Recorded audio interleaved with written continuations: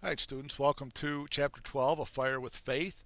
We're going to be looking at a section in American history that deals with reform and reform movements.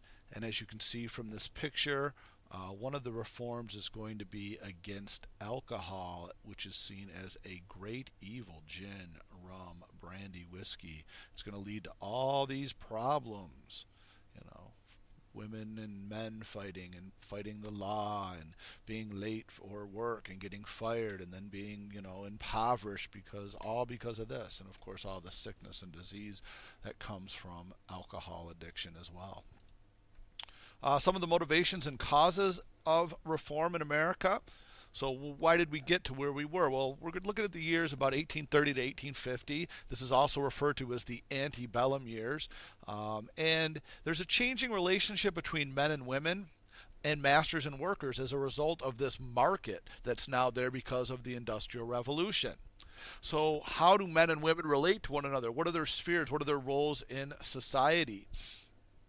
All right. We also have a growth of new workers coming into the country, immigrants from different parts of Europe than have ever been coming in before. You have the Irish potato famine. You have, strife in Germany. So you have this new group of people coming in and looking for jobs and competing and bringing their ways to this world. We're going to look at some, Charles Grandison Finney and a second Great Awakening. We talked about the first Great Awakening, and you remember that's a religious revival, evangelicalism. Social activism, ethical impulses of the Whig Party. We talked last chapter about the Whigs. Well, part of the Whigs, a branch of the Whigs, wanted to fix society, improve society through government and through activism and reforms, and kind of like liberalism would be today or progressives would be today, if you know anything about that. Different anxieties over, the working, class people.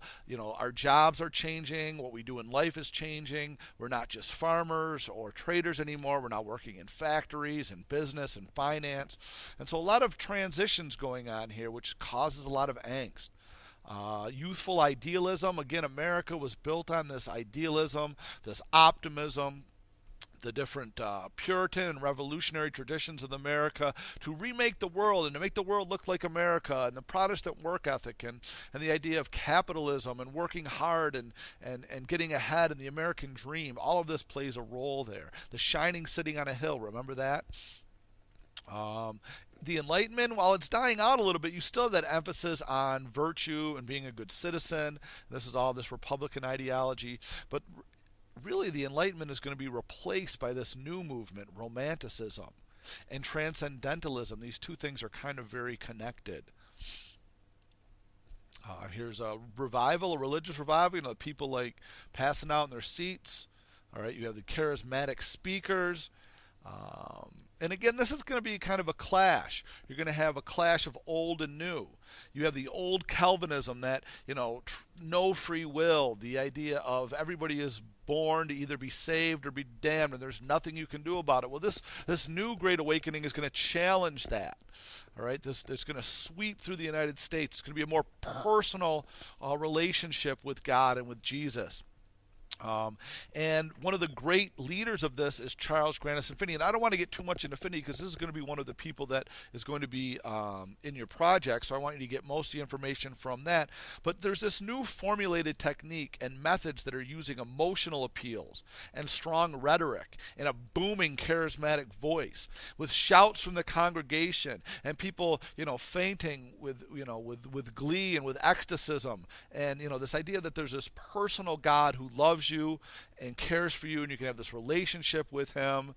And it really is a switch to this, kind of cold, standoffish God, or this, kind of like that's Calvinism. But then you have to have this kind of a watchmaker, made the world, got it all started, and then kind of step back. Kind of like the God of Ben Franklin, the watchmaker. All right, this deism. This is kind of a more personal, and people were longing for that, especially in this new impersonal world of the factory system where you go to work and you work 10, 12, 14 hours, and your bosses don't really even know your name. You're just a cog in the wheel in the machine. This idea to have this personal relationship with an authority was very important. Also, the idea that you now have this free will. Free will becomes very important, and that's very American. That you can choose, you can make your own choices in life, and it can help determine your salvation. The work ethic. Optimism. It's also much more egalitarian, and we know that America was becoming more egalitarian, more equal, more democratic. It appealed to all levels in society. It was a breakdown of society and an across the board, not hierarchy, but everybody being equal and having the same share of God's love and ability to be saved. This is all also going to lead to the denominational growth. America religiosity is on the incline. It's going way up as the religious denominational growth is on the decline in Europe. So there's this juxtaposition in Europe. Religiosity is on the decline. In America, it is growing by leaps and bounds. You can see the numbers of congregations skyrocketing from 1780 to 1860. What were some of the other appeals of this? Well, the idea of self-control and self-improvement, helped the people in the industrial North. The idea of the Bible talking about, the doctrines that men are masters over their households and in charge of their wife and their family and their slaves, and this kind of reinforced their ideas of their own life. You also have women liking this, the very appealing the virtuousness and morality. Women, look to the morality of the faith, and that was a turn on for them. And it also gave women prominent roles in the community, something they hadn't really had previously. They could be, spokespeople in the church. They could be missionaries. They could be, reformers. Even blacks found hope in this new church. African American churches also grew by leaps and bounds during this time period. Evangelical Protestantism will begin to dominate Christianity in America by 1840. Over half of the adults in America were of some denomination. And this not only shaped culture, but it also shaped laws and would lead to reform in nearly every part of American society. So this idea that you are a moral being, you have, to atone for your sins, and you have to go out and you have to do things for God and for your fellow man, is going to help push this reform agenda in America. And here we go, reforming society, and you'll see here, the steps towards going to hell. And a lot of it is boozing, gambling, carousing, fighting.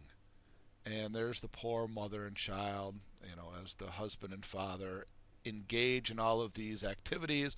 And it all starts with alcohol and consumption of alcohol. It's the demon rum, if you will.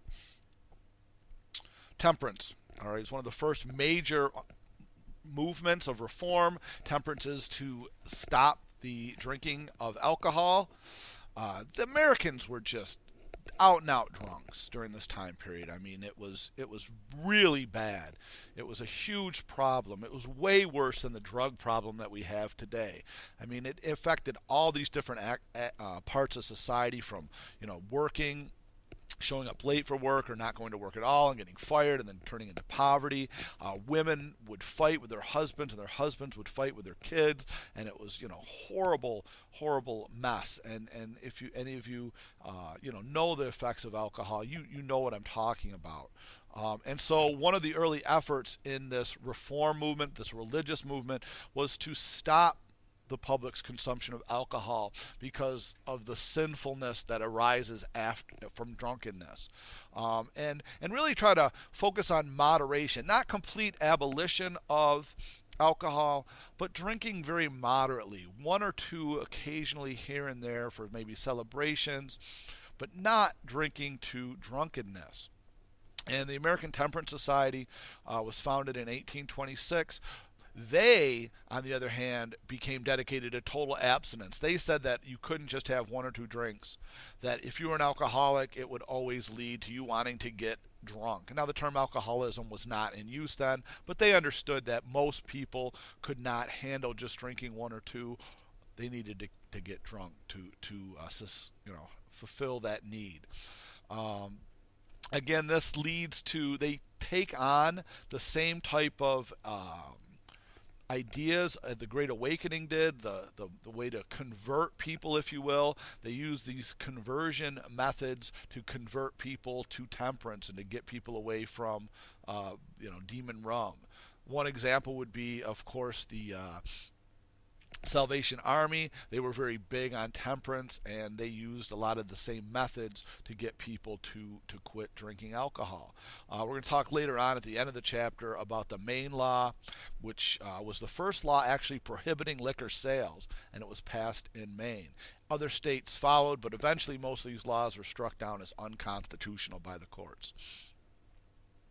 And here again you can see this picture of the good path and the bad path.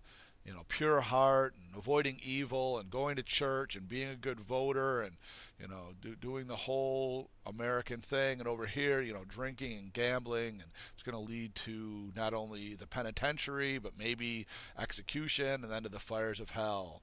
All right, the way of good and evil. The women's sphere. All right, women were actively engaged in this new revival movement.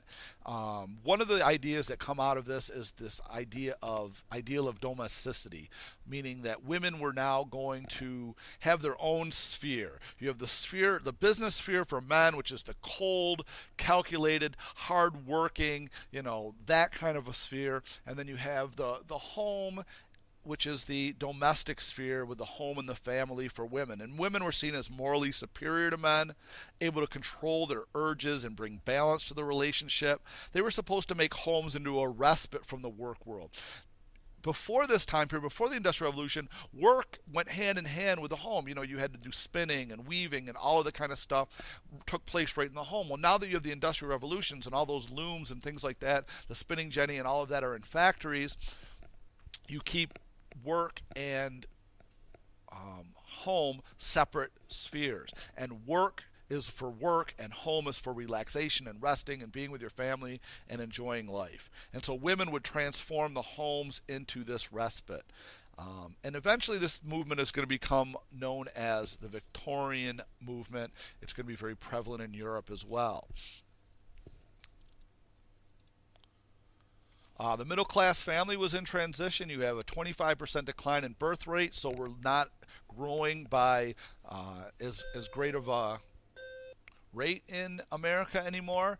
Educational opportunities are now increasing. More and more colleges are coming available, and public education is becoming a almost required thing in many states.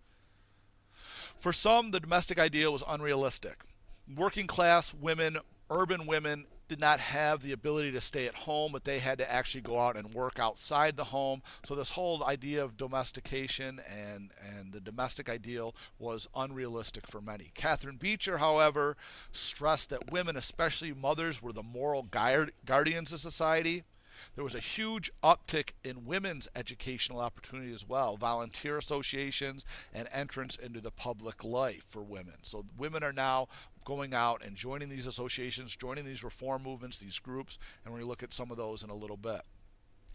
Protestants versus Catholics. There is a rise in immigration. The Irish potato famine is occurring at this time. Many of the people coming over are Irish Catholics, and they bring their ideas with them, and they bring their religion with them. And so many people here looked at Catholicism as negative, as evil, as going against evangelicalism. And you can see from this horrible anti-Catholic poster of what they thought of them, that they were corrupt and ignorant, and they were going to subvert and bigotry, and they are full of superstition, and they worship Mary, and they had all these statues and bells and smells, and it was just all they were about was really this cult that wanted to take your money and bring despotism or monarchy back.